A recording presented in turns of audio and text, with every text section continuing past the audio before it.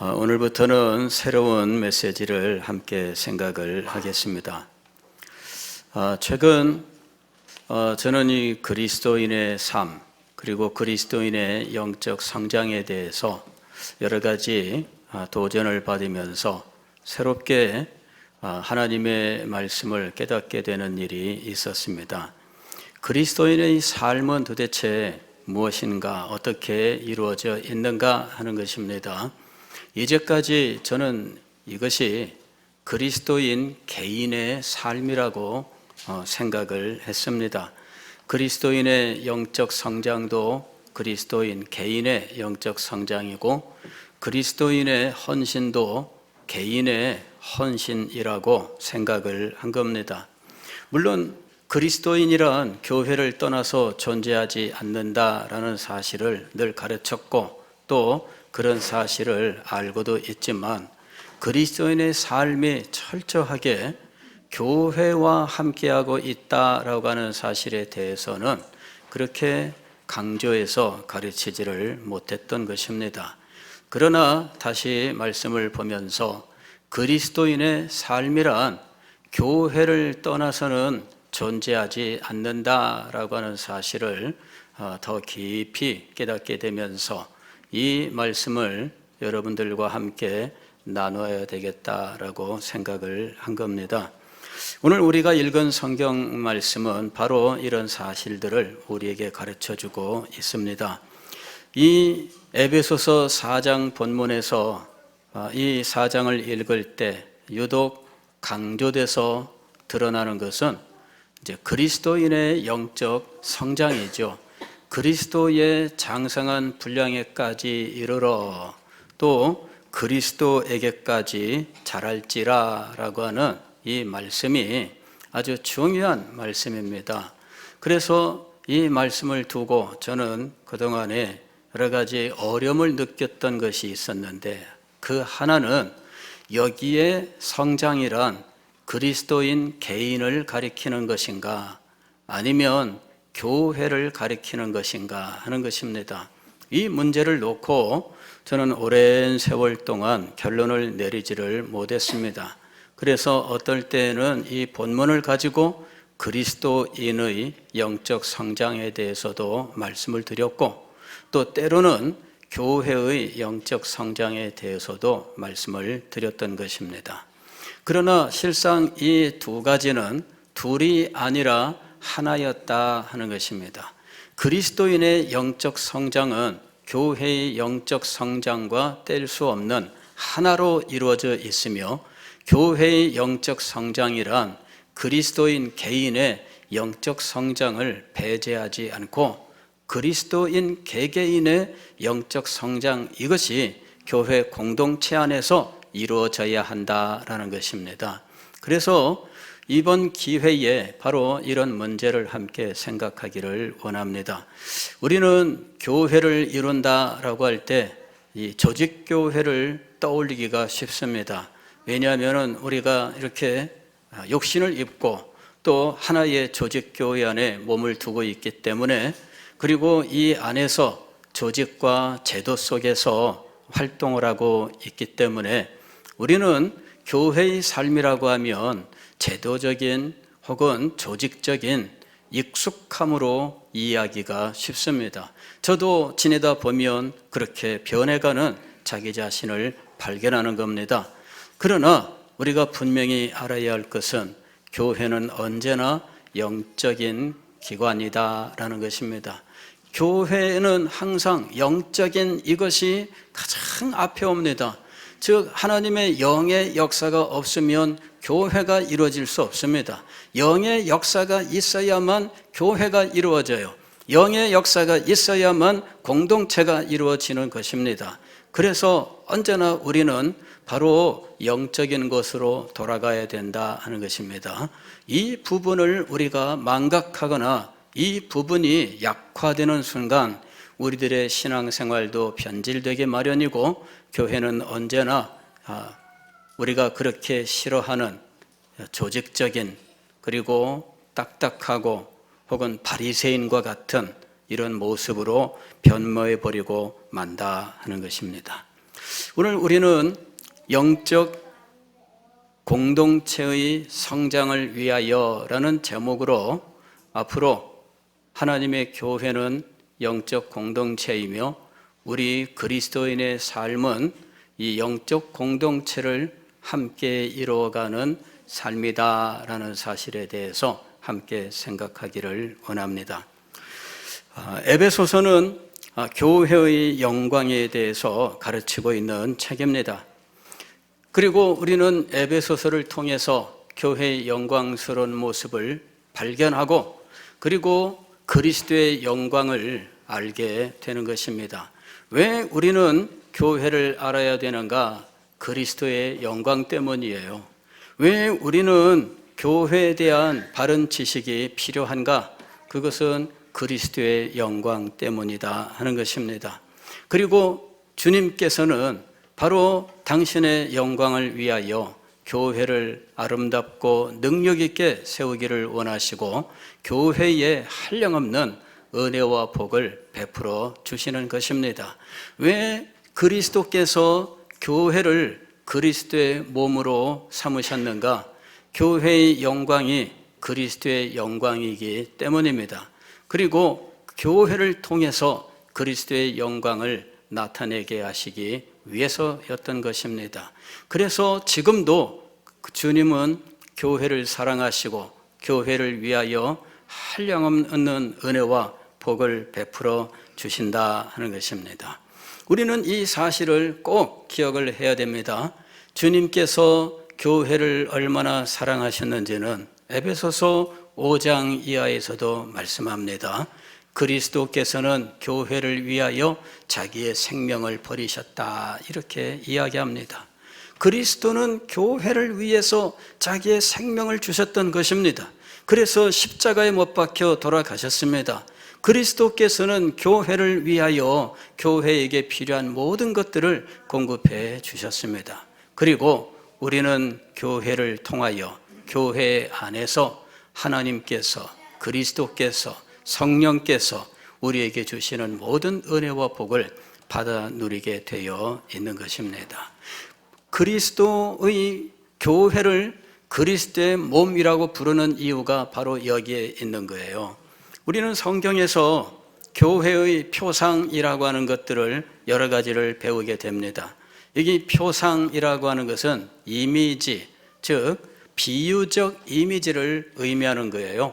즉 이것은 그 실체는 아니지만은 실체의 어떤 진리를 드러내기 위하여 비유로서 이미지를 제시할 때 우리는 이것을 표상이라고 이야기를 합니다.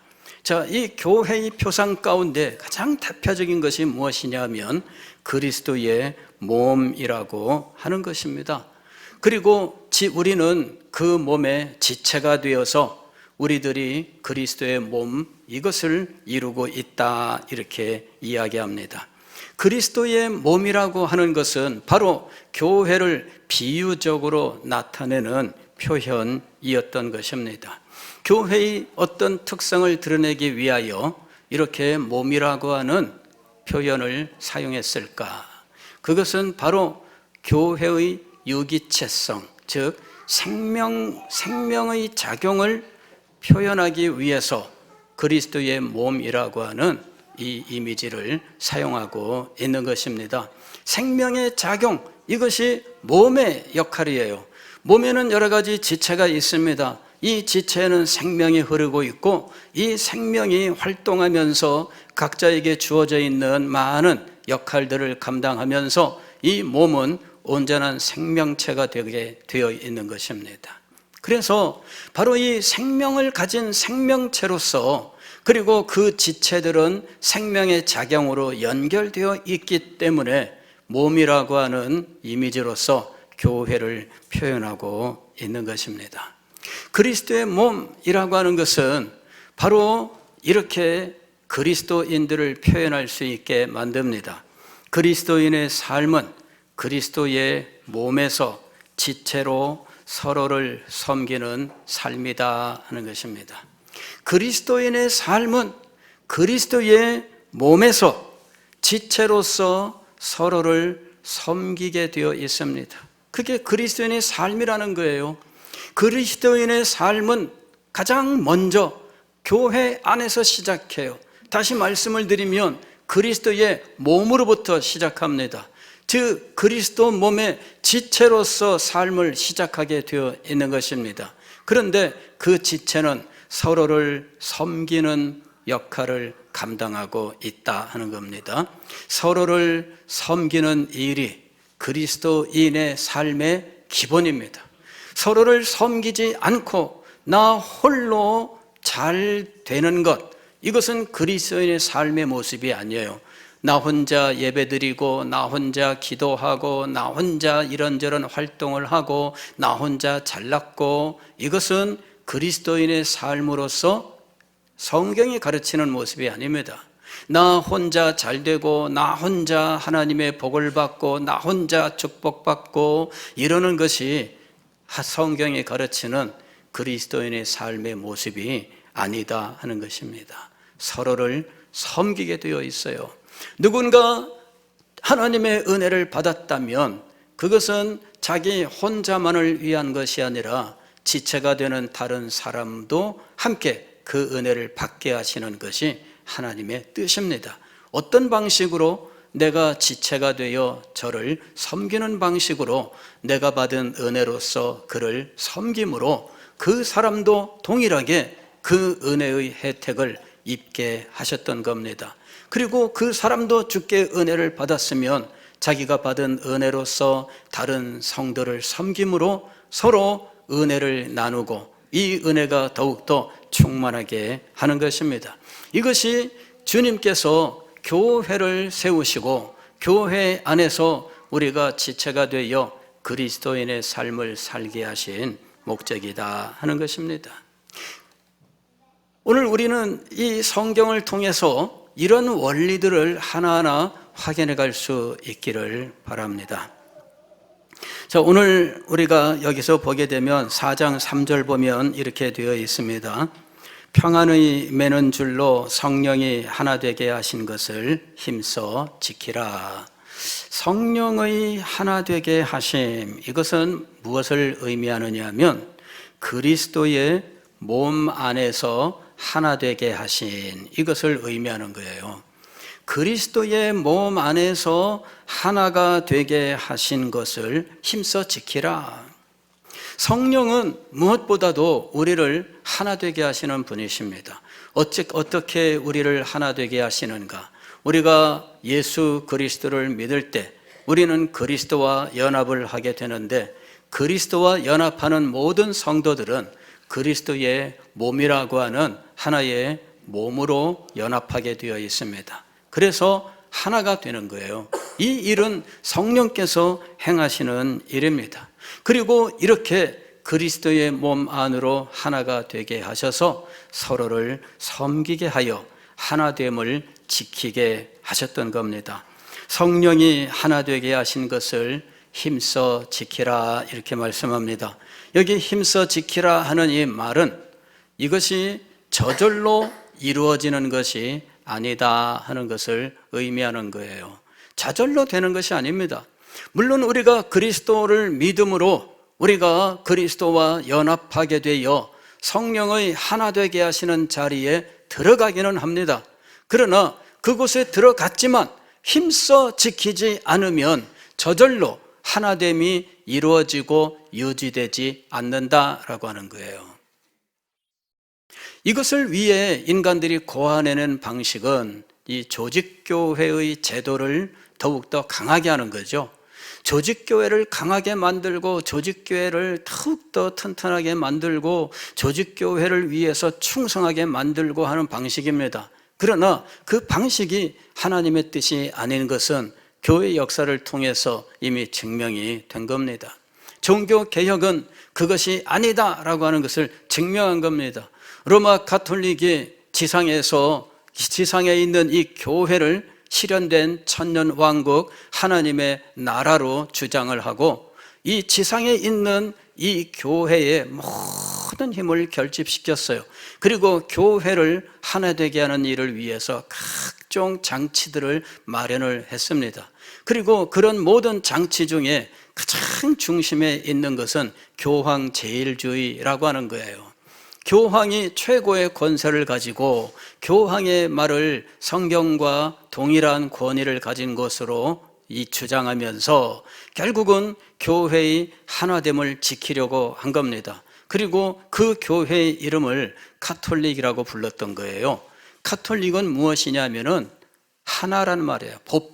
보편적이란 말인데 이거는 지상에 하나밖에 없는 그런 의미를 가지고 있습니다.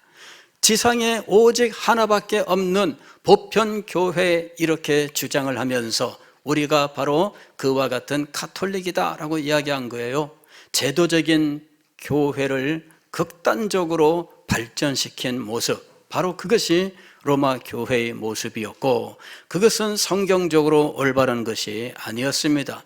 그러한 교회를 유지하기 위하여 각종 무리한 주장들을 교리로 주장하기 시작을 했고 그것들이 성경적으로 옳지 않다라고 하는 것을 종교개혁자들이 하나하나 증명하면서 로마 교회의 이런 절대성이 무너지게 되었던 것입니다. 여러분, 교회는 영적 기관이라고 하는 사실을 알아야 돼요. 비록 지상에 존재하고 있고 조직체를 가지고 있지만 기본적으로 교회는 영적 기관입니다. 교회 안에 우리가 알아야 될 것은 영적인 원리가 생명으로 작용하고 있다는 것입니다. 이 원리를 잊어버린 채 어느덧 조직적인 원리로 바뀌게 되면 교회는 인간들의 단체로 변질되고 마는 것입니다. 교회가 성령에 의해서 탄생되었다고 하는 사실을 기억해야 됩니다. 오직 너희에게 성령이 임하시면 그때의 신약 교회가 이루어진 것입니다. 그 이전에도 신앙 공동체는 있었습니다. 그러나 그 신앙 공동체에 성령이 임했을 때 그들은 비로소 신약 교회를 이루게 되었던 것입니다. 그리고 성령과 함께 이 신약 교회는 땅끝까지 복음을 들고 나아갔고 땅끝까지 교회가 세워지게 된 것입니다. 자, 이런 교회를 위해서 주님께서 선물을 주시는데 교회를 위하여 선물을 주셨다라는 사실을 우리가 기억해야 됩니다. 주님께서 주신 선물에 대해서 지금 7절 이하에서 이야기합니다. 우리 각 사람에게 그리스도의 선물의 분량대로 은혜를 주셨나니, 각 사람에게 믿음의 분량 선물을 주셨다 이렇게 이야기를 하는데, 이 선물을 각 사람에게 주셨으니까 자기 혼자 누리라 하는 의미일까요? 그렇지 않습니다.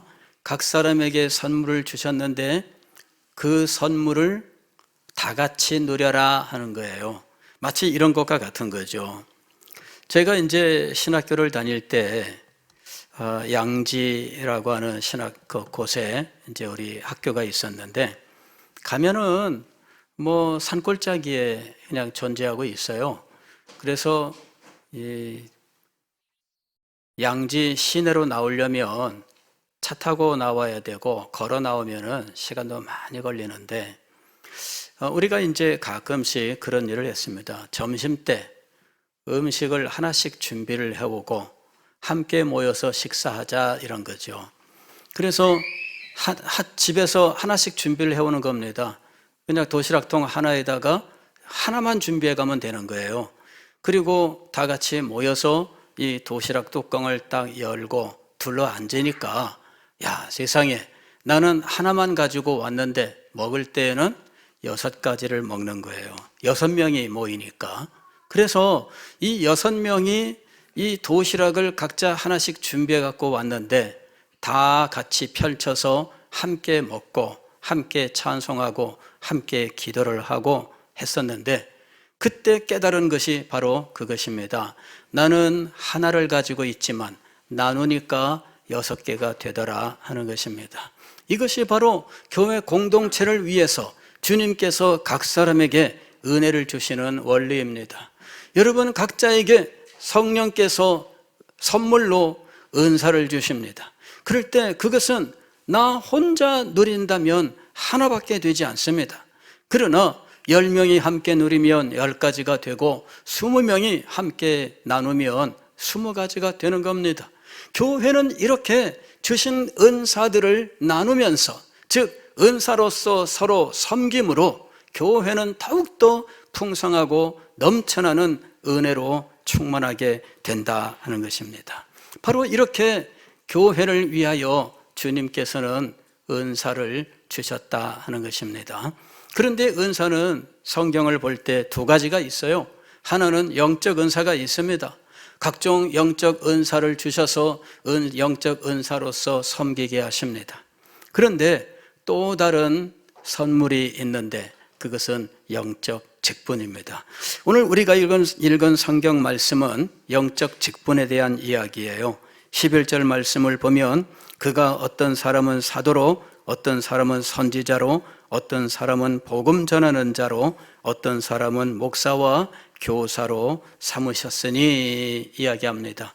주님께서 주신 영적 선물이 있는데 이것은 2가지입니다. 하나는 영적 은사라고 부르는 것입니다. 그러나 또 하나는 영적 직분이라고 부르는 거예요. 이 2가지의 은사를 우리에게 주셔서 교회 지체들이 서로 섬기게 하셨다라는 것입니다. 이런 섬김을 통해서 무엇을 이루고자 하심인가? 12절에 나오는 말씀입니다. 이는 성도를 온전하게 하여, 성도를 온전하게 하는 것을 목적으로 합니다. 2번째로는 봉사의 일을 하게 하며, 둘째는 봉사, 섬김의 일을 하게 하며, 셋째는 그리스도의 몸을 세우려 하심이라. 교회를 세운다 하는 이야기입니다. 그리스도의 몸, 즉 교회를 세운다는 이야기입니다. 교회는 어떻게 세우는가? 성도의 하나됨으로 세우는 거예요. 성도들이 하나가 될 때 그리스도의 몸이 하나가 되는 겁니다. 성도들이 둘로 나뉘어지면 그리스도의 몸이 2개로 찢어지게 되는 거죠. 2개로 찢어지면 온전한 몸이 될까요? 불완전한 몸이 될까요? 불완전한 몸이 되는 거예요. 그래서 우리는 교회의 하나됨을 위해서 우리들이 가진 모든 은사들을 활용해야 된다는 일입니다. 우리가 교회의 하나됨을 언제나 마음속에 두고 있어야 돼요. 교회가 찢어지면 안 됩니다. 교회의 하나됨을 위해서 힘써 지키라, 이렇게 이야기를 했습니다. 교회의 하나됨은 저절로 이루어지는 것이 아니에요. 교회의 하나됨은 우리의 많은 관심과 희생을 통해서 이루어지는 거예요. 내가 주장하고 싶은 것도 참고, 고집 피우고 싶은 것도 참고, 내가 화를 내고, 내가 어떻게 속 시원하게 풀어보고 싶은 것들도 참아가면서 이 하나됨을 위해서 희생하고 헌신해야 된다라고 하는 것입니다. 아니, 그것을 더 넘어서서 우리가 힘써야 되는 거룩하고 영광스러운 일들이 있어요. 그런 일들에 집중을 해서 교회의 하나됨을 이루어가야 된다 하는 것입니다. 그럴 때 온전한 몸을 이루는 거예요. 13절 보면 이렇게 돼 있죠. 우리가 다 하나님의 아들을 믿는 것과 아는 일에 하나가 되어 온전한 사람을 이루어, 그랬습니다. 바로 이 하나됨을 이루어서 온전한 몸을 이루게 되는 겁니다. 2번째로는 온전한 사람의 성장을 이루어야 된다 하는 것입니다. 13절 끝에 보면 그리스도의 장성한 분량이 충만한 데까지 이르리니, 이랬습니다. 그리스도의 장성한 분량, 이것은 온전한 성장을 말하는 거죠. 완전한 성장입니다. 15절 보면은 이 성장에 대해서 또 한 번 이렇게 이야기합니다. 오직 사랑 안에서 참된 것을 하여 범사에 그에게까지 자랄지니. 그의 모든 활동은 무엇을 위한 것인가? 영적 성장을 위한 거예요. 그럴 때 이 영적 성장은 항상 그리스도의 몸의 성장과 하나가 되어 있다는 것입니다. 우리는 개인의 영적 성장에 관심을 많이 기울였어요. 그런데 개인의 영적 성장에서 끝나면 안 됩니다. 교회의 영적 성장에 관심을 기울여야 돼요. 그리고 교회가 영적 성장을 이루기 위하여 성령의 하나 되게 하신 것을 힘써 지키려고 하는 우리의 노력이 기울여져야 된다 하는 사실입니다. 이런 일이 없이는 교회가 지상에서 그리스도의 몸으로 온전하게 설 수 없는 겁니다. 이것을 지금 이 성경은 아주 많은 비유로서 얽히고 설켜 있어서 이것을 쉽게 풀어내기 어렵습니다만은, 그러나 이것을 쉽게 한마디로 말씀을 드리면 이렇습니다. 그리스도의 몸, 또 그리스도의 장성한 분량, 범사의 그에게까지 성장, 이런 모든 말씀들은 결국 우리에게 이것을 가르치고 있는 것입니다. 그리스도인은 그리스도를 닮아가는 사람이다. 그리스도인은 그리스도를 닮아가는 사람이다. 그리고 교회는 그리스도를 닮아가는 사람들의 공동체이다 라고 하는 사실을 말씀하고 있는 거예요. 그리스도인은 그리스도를 닮아가는 사람이에요. 그리고 교회는 그리스도를 닮아가는 사람들이 함께 그리스도를 닮아가기 위하여 서로 격려하고 서로 위로하고 서로 끌어주고 서로 섬기고 하는 공동체다라는 것입니다. 그리하여 그 끝에 교회도 그리스도의 온전한 몸을 이루고 우리 모든 성도들도 그리스도를 닮게 되는 자리에 도달해야 되는 겁니다. 이것이 오늘 성경이 가르치고 있는 그리스도인의 삶과 교회의 삶에 대한 교훈인 거예요. 제가 이제 이 메시지를 생각하면서 제가 가진 책들을 또 쭉 둘러보는데, 서재에서 이 책을 둘러보는 일이 일과 중에 중요한 일입니다. 쭉 둘러봅니다. 뭐 책을 왜 가지고 있어야 되나요? 둘러보기 위해서 가지고 있는 겁니다. 예. 그래서 쭉 둘러보다가 그러면서 머릿속으로 생각을 합니다. 무슨 주제는 어느 책에 있나, 무슨 주제는 어디 책에 있나, 눈에 띄는 제목을 보면 저 책은 무엇을 말하고 있는가, 이제 이런 것들이 계속 지나갑니다. 그러다가 한 군데 가서 머물렀는데, 그때 제가 꺼낸 책의 제목이 무엇이냐면 그리스도의 지체로 사는 삶입니다. 책을 펼쳐보니까 제가 끝까지 다 읽었더라고. 거기에다가 메모를 하면서 책을 요약하면서 참 정성스럽게 읽었어요. 그래서 다시 한번 책을 쭉 넘기면서 마음속에 이렇게 심혈을 기울여 공부까지 했는데도 내가 이것이 내 속에 들어오지 못했었구나. 그거를 새삼 깨달은 거예요. 그리스도의 지체로 사는 삶, 이것이 그리스도인의 삶이다라는 이야기입니다. 그리하여 우리 모두가 그리스도의 몸을 이루어요. 한 몸을 이루어야 돼요. 그리고 이 몸이 온전한 성장을 이루도록 그리스도의 장성한 분량에까지 이르도록 성장해야 됩니다. 그리고 마침내 범사의 그리스도에까지 자라나는 이와 같은 일을 이루어야 하는 것입니다. 이것이 교회를 세우는 삶이지요.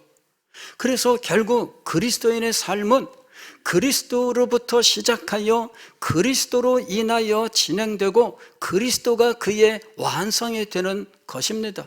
이것이 그리스도인의 삶이에요. 그리스도를 믿음으로부터 시작해서 그리스도를 완성하는 데까지 이르는 것이 그리스도인의 삶이라고 하는 것입니다. 그래야만 그리스도의 영광이 이 땅에 나타나는 것이죠. 그리고 이것을 흔히 우리는 영적 공동체라는 말로 표현하고 있는 거예요.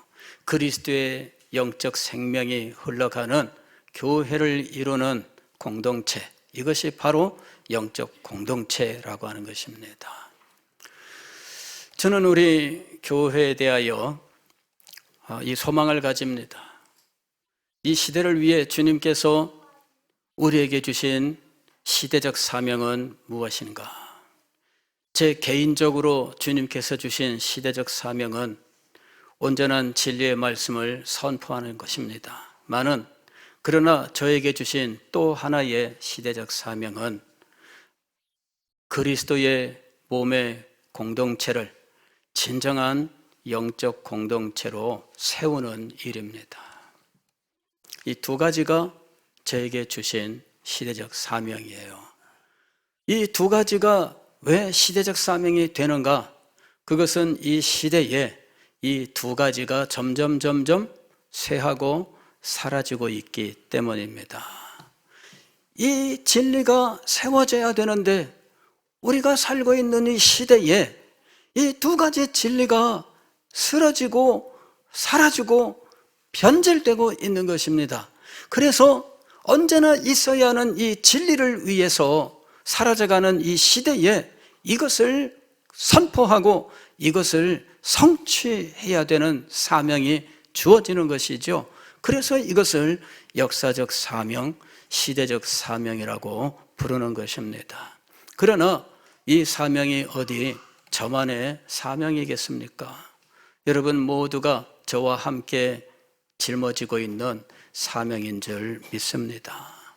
여러분들도 진리가 바로 세워지는 것을 여러분들의 사명으로 삼아야 됩니다.